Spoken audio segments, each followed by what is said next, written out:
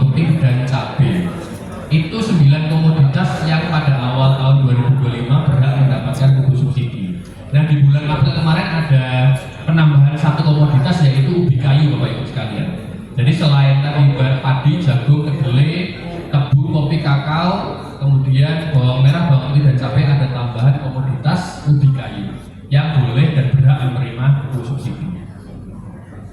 Next. Nah, ini ilustrasi singkat Bapak Ibu yang saya sampaikan tadi. Dari sebelum 2025 ini ada berbagai lini sebelum pupuk itu bisa sampai kepada Bapak Ibu petani maupun kelompok tani. Nah, sekarang disederhanakan. Next.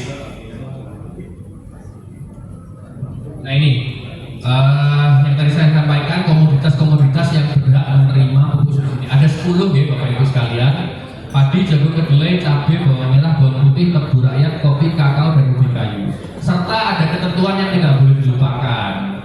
Jadi Bapak Ibu yang berhak menerima pupuk subsidi adalah petani dengan luasan lahan maksimal 2 hektar per musim tanam. Maksimal 2 hektar per musim tanam.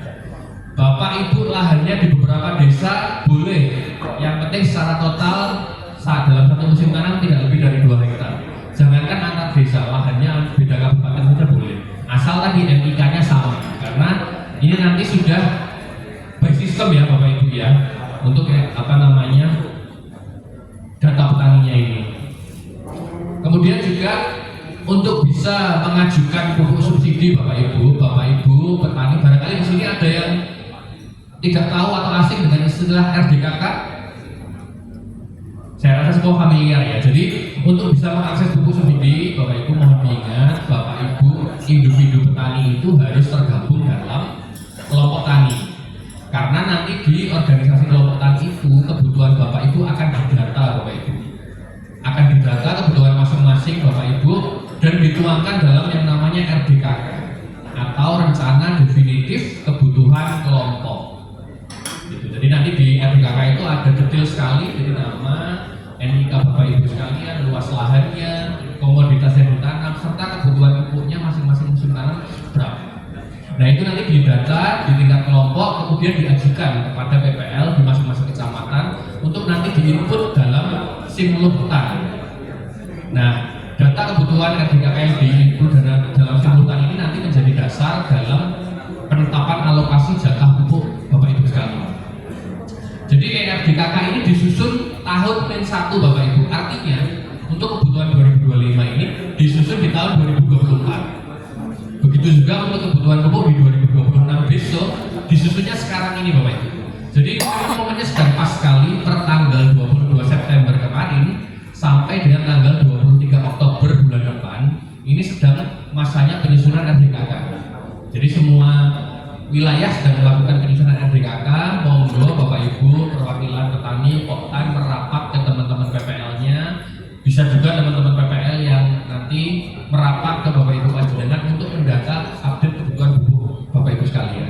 Apabila sudah masuk dalam RDKK tahun 2025 ini, tinggal dicek ulang saja tahun 2026 nanti kebutuhannya seperti apa. Apakah ada penambahan lahannya? Kalau ada penambahan lahan, tentunya kebutuhan pupuknya juga akan bertambah. Kalau ada misalnya pengurangan lahan, ya tentunya nanti akan disesuaikan kebutuhan pupuknya. Nah ini momennya 1 bulan ini tepat sekali apabila Bapak Ibu ada revisi atau perubahan, baik itu luas lahan, kepemilikan lahan, komoditas yang ditanam, maupun kebutuhan pupuknya, monggo silahkan disampaikan kepada PPL di masing-masing kecamatan. Di sini hadir Pak Kadis, nanti mungkin bisa juga Pak Kadis ke teman-teman PPL untuk bisa mengakomodir kebutuhan Bapak Ibu sekalian dalam penyusunan RDKK untuk tahun 2025. Kemudian juga Bapak Ibu sekalian dalam penyaluran pupuk subsidi di Jawa Tengah khususnya saat ini ada 2 mekanisme Bapak Ibu, mungkin juga sudah familiar semua. Yang pertama kartu tani.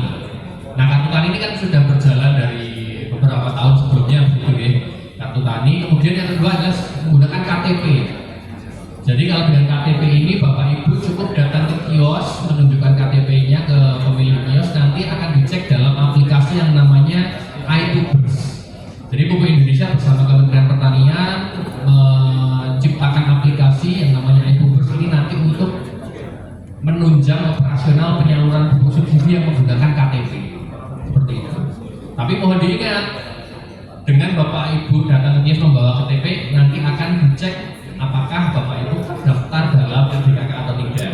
Karena data RDKK yang tadi disusun oleh Dinas Kabupaten dan diterbitkan itu nanti akan sudah nyambung dengan aplikasi iBubbers. Jadi semua data petani ada di situ Bapak Ibu. Bapak Ibu datang membawa KTP, dicek di situ, oh ternyata namanya ada, kelihatan nanti jumlah pupuknya, maka pupuknya bisa ditebus. Kalau ternyata ada Bapak Ibu yang belum terdaftar dalam RDKK, nah mumpung ini momennya pas, monggo merapat ke kelompok tani terdekat di desa-desa Bapak Ibu sekalian. Jadi mohon bergabung dengan kelompok itu supaya kebutuhannya bisa didata dan diakomodir di tahun 2026 Bapak Ibu. Nah, selain kebutuhan 2026, sebenarnya Kementerian Pertanian juga membuka secara periodik portal untuk update RDKK ini. Jadi tiap 4 bulan sekali itu dibuka Pak oleh Kementan. Jadi tiap 4 bulan sekali bisa diupdate, tidak harus menunggu tahun depan untuk penyesuaian data petani maupun penerima pupuk subsidi. Misal ini setelah ini ada Bapak Ibu yang di sini yang ternyata belum terdaftar dalam RDKK. Bisa nanti merapat ke PPL, insya Allah nanti di Oktober itu juga akan ada pembukaan updating periode untuk RDKK 2025 yang existing ini. Di samping juga ini sedang berjalan untuk penyusunan tahun 2026 seperti itu. Nah ini juga mungkin Bapak Ibu juga familiar, ini HRD untuk pupuk subsidi urea di 2250, NPK 2300. Tadi NPK kakao atau NPK formula khusus ini di 3.300. Nah untuk ZA di 1.700 per kilo dan organik 800 rupiah per kilo.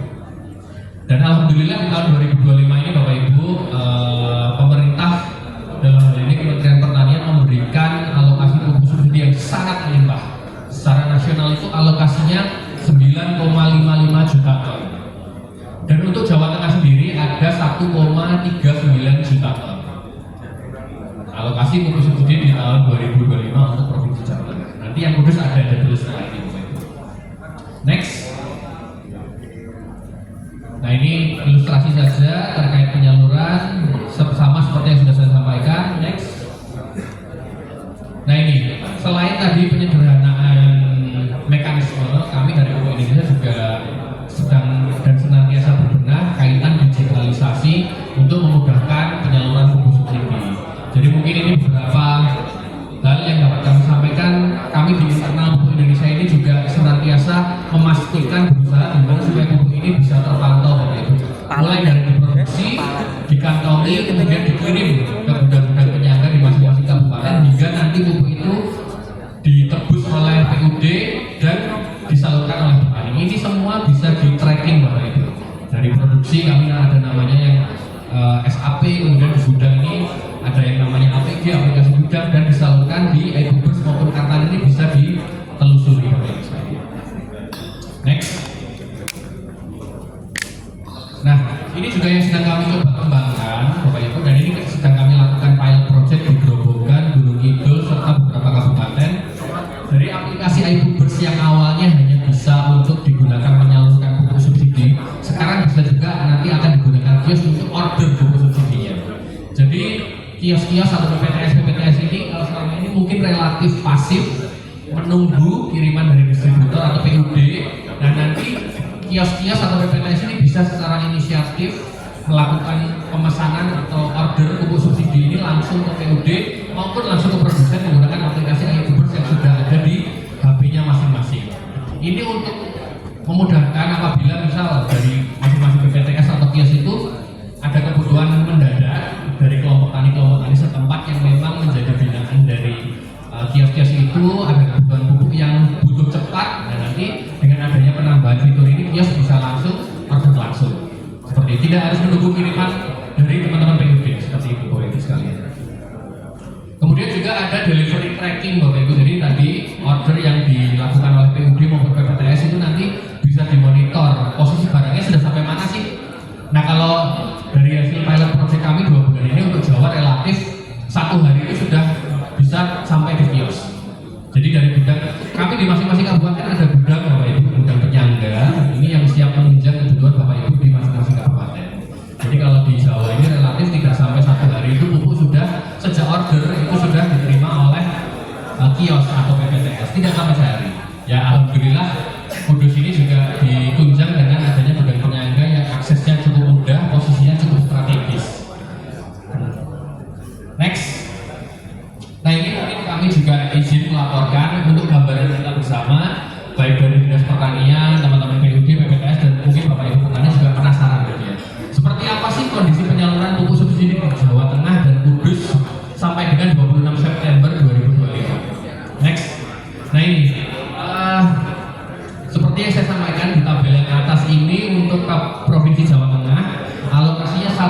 1,38 juta ton Bapak Ibu di tahun 2025 ini.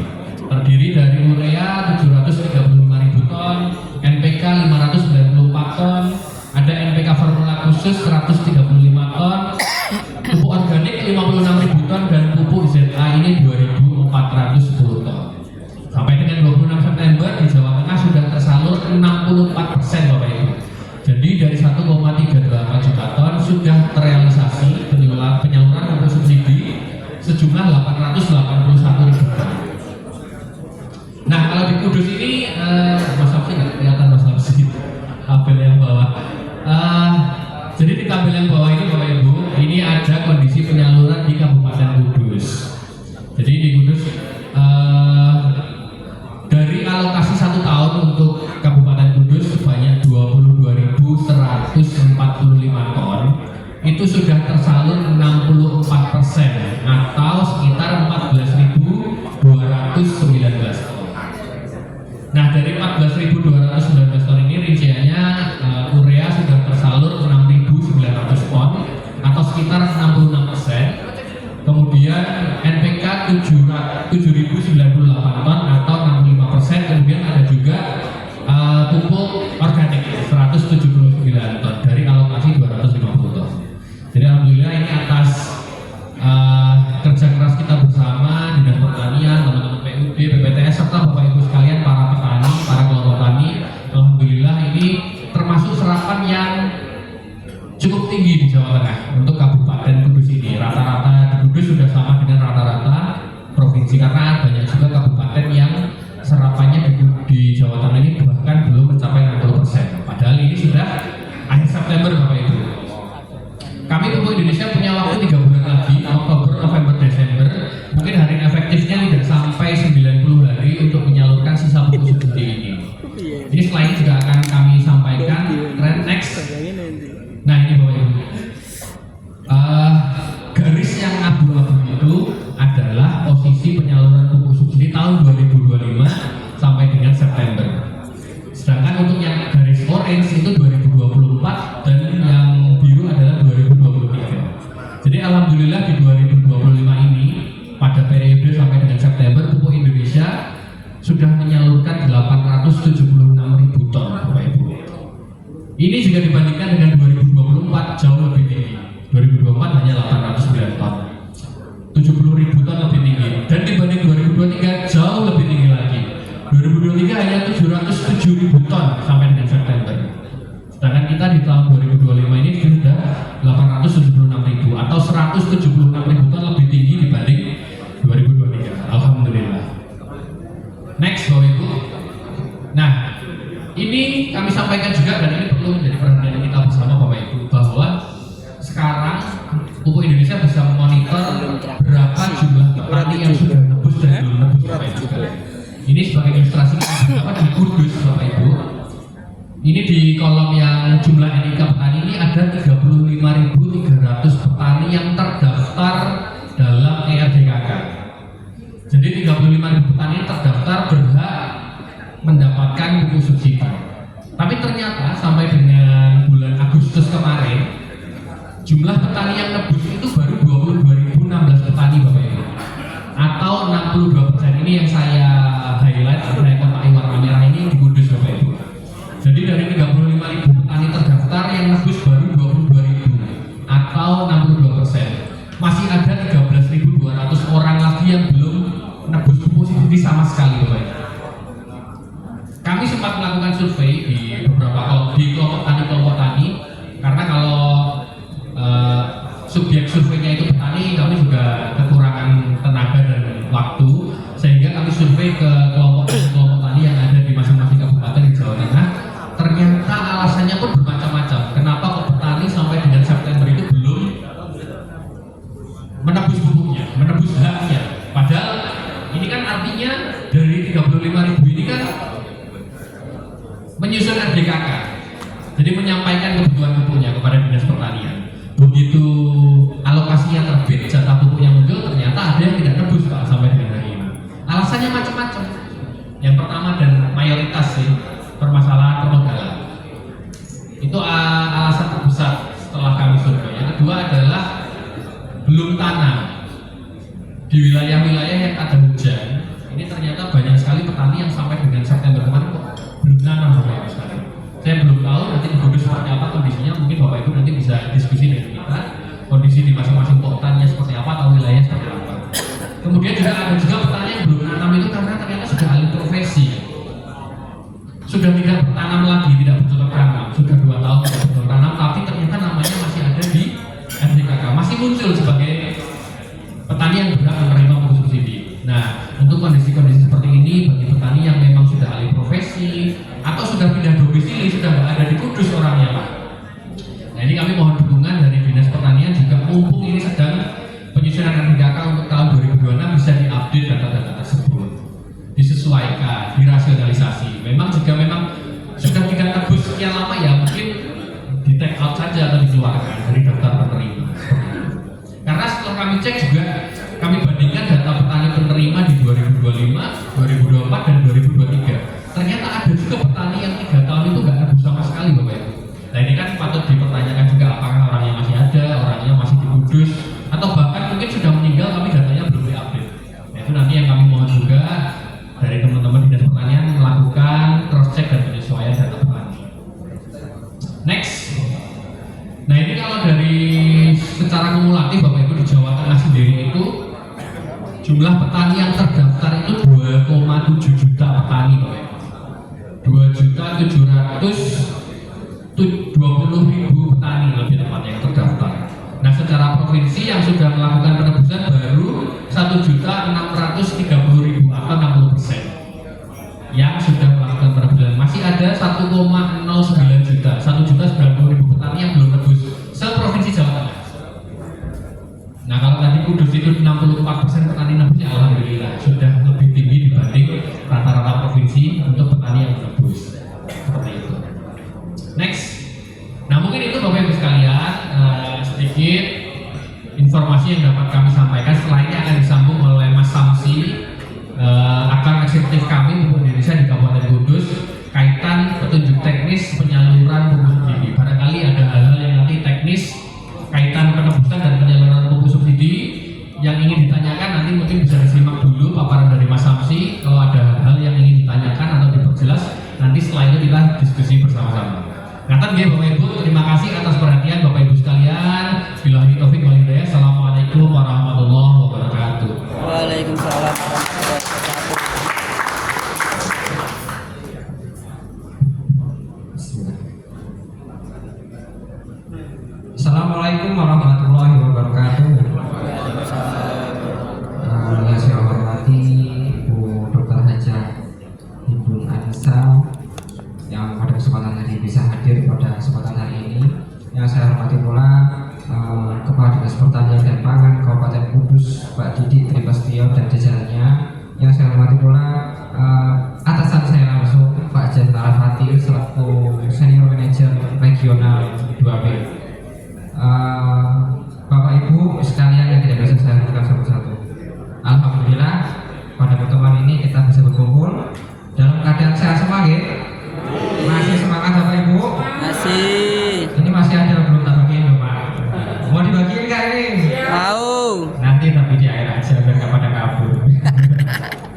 Bapak Ibu sekalian, sebelumnya perkenalkan dulu, nama saya Samsi Rasdiamanto. Saya di sini selaku AE Kabupaten Kudus. Saya juga tidak sendiri di sini. Saya ditemani 2 asisten saya di belakang, Mas Danang dan Pak Suko, yang kesehariannya berkunjung ke lapangan, termasuk ke kios-kios maupun ke desa-desa juga. Nah, Bapak Ibu sekalian, izin saya hari ini akan menyampaikan perihal tentang tata kelola penerima subsidi berkaitan dengan teknisnya. Bapak Ibu petani sudah melakukan penebusan ke kios? Sudah? Belum. Nah, ini berkaitan dengan Pak Jen tadi perihal tentang jumlah petani yang berpenebus. Sebelumnya saya tanya dulu, pupuk subsidi tadi disebutkan ada 5. Ada yang bisa jawab? Tunjuk tangan siapa? Apa? Korea. Oke, Mas. Mas Danang atau siapa? Bapak yang baju hijau kayaknya menanggapi. Iya,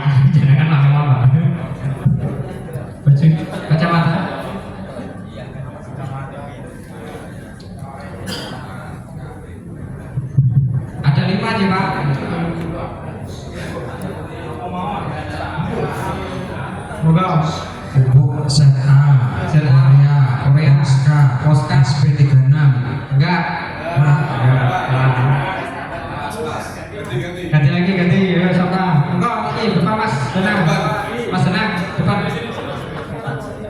Oke. Kalau angkat tangan gitu. Tidak begini.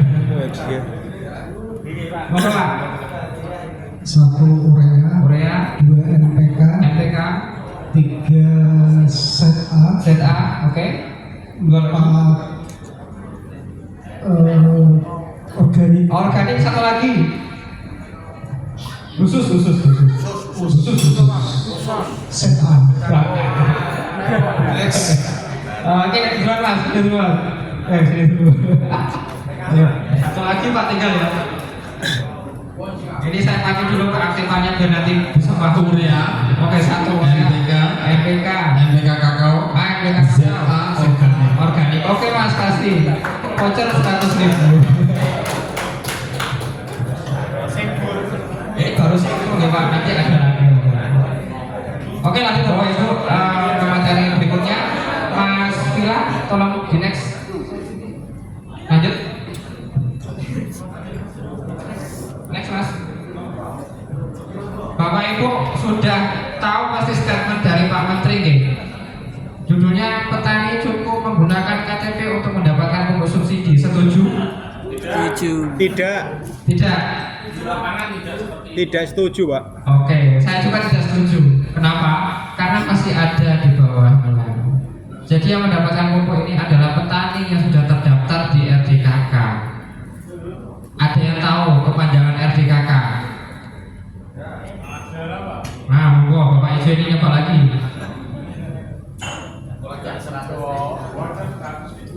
Nah, menunggu. Rencana definitif kebutuhan kelompok. Oke, jadi petani dengan KTP yang terdaftar dalam RDKK, proses RDKK sendiri ini diajukan di akhir tahun untuk kebutuhan tahun berikutnya. Artinya dalam menyalurkan pupuk subsidi di tahun 2025 itu petani sudah mendaftar di tahun 2024. Nah, tahun ini dibuka lagi Bapak Ibu pendaftaran untuk tahun 2026. Jadi Bapak Ibu, semisal ada kerabat yang mungkin petani dan mungkin belum mendapatkan subsidi, lahannya tadi syaratnya tidak lebih dari 2 hektar, monggo bisa merapat ke BPP setempat untuk mengajukan diri menjadi petani yang akan diakomodir pupuk subsidi. Lanjut, Mas Senang. Bentar. Nah, di bawah ini ada petani yang melakukan usaha di 10 komoditas. Tadi Pak Jen juga sudah menyampaikan, berarti ada 10 saja petani yang disubsidi. Yang pertama padi, jagung, kedelai, cabai, kopi, bawang putih, bawang merah, kakao, kopi, dan singkong. Yang terbaru ini tebu rakyat kita mendapat ZA. Jadi selain itu sementara belum. Yang pasti kita tujuannya di tanaman pangan dan hortikultura yang potensinya tinggi. Lanjut. Nah, ini kalau yang sudah transaksi ke kios pasti sudah paham. Tapi bagi yang belum, insya Allah pasti sudah. Jadi Bapak Ibu, mekanisme penembusan ke kios pupuk itu yang menggunakan KTP ini prosesnya seperti ini. Jadi Bapak Ibu nanti harus membawa KTP yang terdaftar di RDKK. Nanti akan didata oleh kios pupuk. Di sana Bapak Ibu akan dicek berapa alokasi kuota yang diberikan pemerintah. Jika alokasinya ada bisa dilayani. Jika tidak keluar datanya, nanti akan diarahkan ke BPS setempat untuk melakukan pengecekan. Selain daripada pengecekan KTP tadi, nanti Bapak Ibu akan didokumentasi. Jadi pasti akan difoto sama petani. Difoto itu bukan untuk pinjaman online ya Pak ya. Nanti dikiranya udah foto KTP, fotokopi orangnya, apa ini? Jadi memang seperti itulah mekanisme yang dilaksanakan di pupuk subsidi ini. Jadi KTP, foto, dan satu lagi tanda terima, buktinya tanda tangan Bapak Ibu sendiri di sini. Jadi nanti Bapak Ibu akan langsung tanda tangan di aplikasi iBus. Nah, fotonya seperti ini. Bapak kalau di foto jangan jangan beralih ya, karena memang syarat fotonya harus kelihatan tampak depan. Kalau misalnya pas di foto bapak kayak gini, nanti dianggap gak sah pak penyelolannya, akhirnya harus diulang lagi. Nanti bapak kembali lagi ke kios. Kalau kiosnya paham ya dikejar terus sampai ke rumah pak. Lanjut Mas Wilan, sampai sini masih paham ya? Jadi cukup bawa KTP yang terdaftar di RDKK, nanti didokumentasi oleh kios, kuotanya ada, transaksi selesai, diberikan bukunya. Selanjutnya ini kelengkapan dokumen jika diwakilkan keluarga. Nah, jadi nggak hanya harus orang sendiri, orang individu sendiri Pak, bisa diwakilkan oleh keluarga. Syaratnya gampang. Tambahannya menyampaikan KK dan fotokopi petani yang terdaftar di RDKK. Jadi nanti misal bapaknya tidak bisa atau berhalangan untuk ke kios, yang tidak datang anaknya. Nanti anaknya membawa fotokopi KK dan fotokopi KTP bapaknya. Tapi anaknya harus bawa fotokopi asli. Anaknya nanti akan difoto KTP-nya, akan difoto dokumentasinya, terus diminta tanda tangan dan diminta dokumen fotokopi KK dan fotokopi KTP bapaknya. Mudah dipahami Pak? Mudah ya? Oke, lanjut Mas. Selanjutnya ini tentang apa itu? Diwakilkan kelompok ya? Oh ya. Nah, selain diwakilkan keluarga, bisa juga diwakilkan oleh perwakilan kelompok. Semisal ini Bapak Ibu, Bapak Ibu kondisinya di yang tinggi di mana ya? Ternadi ya? Ternadi atau di Colok? Di Colok misalnya. Di Colok ada satu kelompok tani jumlahnya 10 total 10 tak petani itu alokasinya sudah berapa ya kampanye? Satu lagi berapa ton? 10 ton ya? 10 petani itu jumlah pupuknya 10 ton. Kalau satu-satu individu datang ke kios kelamaan. Nah 10 ton itu bisa diambil sekaligus, caranya diwakilkan oleh salah satu anggota kelompok tani untuk datang ke kios pupuk. Di sana yang mewakili ini tadi membawa surat kuasa. Jadi 10 anggota tadi dikuasakan oleh satu anggota kelompok tani untuk mengambil pupuk.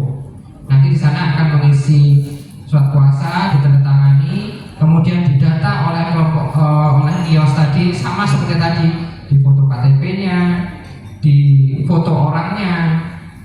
Tapi ada satu catatan, yang dimakan tadi harus dibekali fotokopi KTP petani yang diwakilkan. Artinya 1 orang KTP asli, 9 orang fotokopi KTP. Setelah selesai dilayani oleh kios, nanti bisa untuk pengantarannya apakah akan diantar oleh kios atau yang mewakilkan tadi membawa mobil sendiri. Itu fleksibel. Atau masih mau diambil besok tidak apa-apa. Ini transaksi sudah selesai, nanti bisa langsung diambil pupuknya. Lanjut Mas. Nah, di sini ada beberapa istilah perubahan di tahun ini ya Bapak Ibu.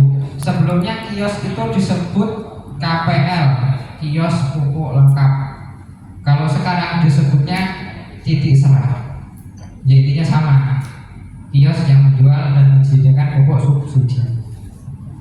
Nah, kemudian ada juga pembatasan jumlah NIK yang diwakilkan tadi Bapak Ibu. Kalau dulu satu surat kuasa itu bisa sampai 50 bahkan 100 petani. Nah, sekarang untuk meminimalkan penyelewengan, pemerintah menerapkan maksimal 30 orang petani yang diwakilkan dalam satu kuasa. Artinya kalau jumlah petaninya itu lebih dari 30, itu dibuat lebih dari satu surat kuasa. Tapi insya Allah tetap gampang Bapak Ibu, bisa diatur nantinya. Intinya masuk 30, kalau ada 60 berarti 2 surat kuasa. Kemudian wajib menyantumkan komoditas yang akan dilaksanakan penanaman pemupukannya. Kalau di MT1 mungkin padi ya di sini rata ya. MT2 padi, MT3-nya palawija. Nah, ada yang palawija, ada juga yang sebagian tebu. Kalau tebu itu setahun ya. Kalau tembakau nggak ada ya Bapak Ibu di Kudus sih. Padahal kota kretek loh. Ada Pak? Ada ya, ada.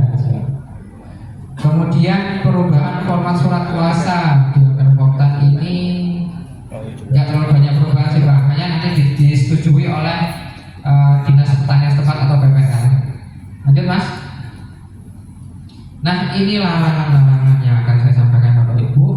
Yang pertama, larangan yang tidak boleh dilakukan oleh petani atau perwakilan petani.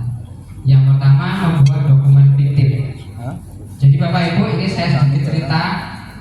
Kenapa kok sekarang hanya dibatasi 30 petani per surat kuasa? Karena indikasi kalau seandainya sampai 100 orang yang dalam satu surat kuasa tadi, apakah benar dipertanggungjawabkan tentang benar-benar Konten YouTube. sedangkan tanda tangan itu mudah ditiru. Nah, di sana ada kejadian ternyata petani yang sudah masuk di surat kuasa diselidiki ternyata tidak menerima hukumnya. Maka dari itu saya mohon kalau sudah berjalan seperti ini mudah-mudahan tetap kondusif, kita berjalan sesuai dengan kebijakan yaitu maksimal 30 orang per surat kuasa. Kemudian yang kedua, mewakilkan penebusan subsidi menggunakan surat kuasa yang direkayasa sama yang tadi. Yang ketiga, menyusun dokumen penebusan palsu. Nah, tetap berkaitan dengan tadi ini. Tiga ini tetap berkaitan dengan kebijakan dokumen perwakilan petani. Kemudian larangan untuk kios melaporkan jumlah buku tidak sesuai, padahal bukunya tidak ada tapi dilaporkan tidak ada. Yang kedua, melaporkan data penebusan tidak benar atau misal penebusannya 10 ton ternyata cuma sampai ke petani hanya 3 ton. Kemudian melaporkan stok seolah-olah ada yang tadi pertama, yang terakhir tidak melaporkan data dengan benar. Kalau kiosnya kalau udah ketemu kayak gitu ya sudah, penyakit itu dicoret aja gitu. Lanjut Mas. Nah, ini nyambung dari materi yang disampaikan atasan saya tadi ya Pak Ibu. Jadi kalau per Agustus petani kudus yang belum menebus itu sebanyak 13.000. Ini saya sudah update agak turun di angka 12.045. Mungkin ini masuk musim pemupukan ya Bapak Ibu. Belum malah. Udah kayaknya malah belum baik, belum maksimal lah ya. Udah malah gede soal itu kalau pupuknya kurang wah repot. Nah ini ada 12.045 yang tertinggi di Jawa, Gepok dan Jekulo. Mungkin nanti kalau misalnya ada Bapak Ibu yang bisa menjelaskan atau sharing kenapa sih kok 3 kecamatan ini paling gede.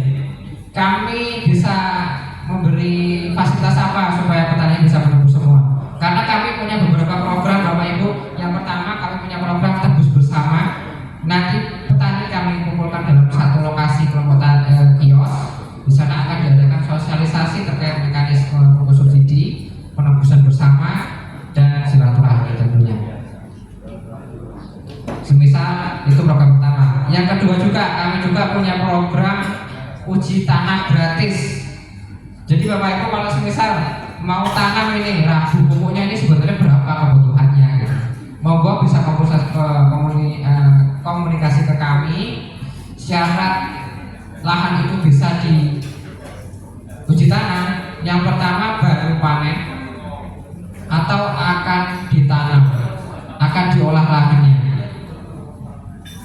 Jadi kondisi lahan seperti itu memang lahan-lahan yang kritis ya Pak Ibu. Setelah panen akan pembiaran kan, kemudian waktu mau olah lahan itu belum diberikan pupuk apa-apa. Di sanalah waktu pas untuk melakukan uji tanah.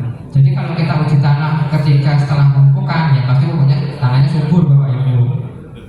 Ya kalau ureanya baru ditabur, N-nya hijau. Tapi kalau seandainya baru panen, nah itu yang masa-masa kritis tanah itu sudah. Lanjut. Nah, terima kasih sudah selesai Bapak Ibu. Baru 2 yang berbagi nih. Oke, saya kasih pertanyaan Bapak Ibu. Saya coba tes kelemahan. Tadi petani maksimal berapa bisa diwakilkan? 30. Segi Mas, dulu gimana? 30. Wah, lanjut. 30 orang ya, jangan lebih ya. Nah, penebusan diwakilkan keluarga, syaratnya apa? Lanjut Mas, sampai Mas. surat kuasa dan KTP. KTP siapa? KTP yang terdaftar, Sama satu lagi? yang mengambilnya. Ini langsung nih mas. Terima kasih. Oh ya, ada tambahan ya Bapak Ibu. Jadi yang saya jelaskan tadi ada 3 nih. KTP individu langsung data, yang kedua diwakili keluarga, yang ketiga diwakili oleh kelompok tani.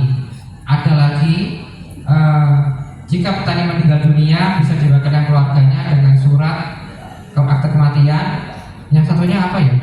Ada satu lagi. Ahli waris, ahli waris. Kemudian untuk tahun depan dilaporkan supaya dipindahkan ke ahli waris. Jadi masih ada lagi meninggal dunia pun masih bisa beli buku. Jadi Bapak Ibu, pemerintah memang sudah sangat sedemikian rupa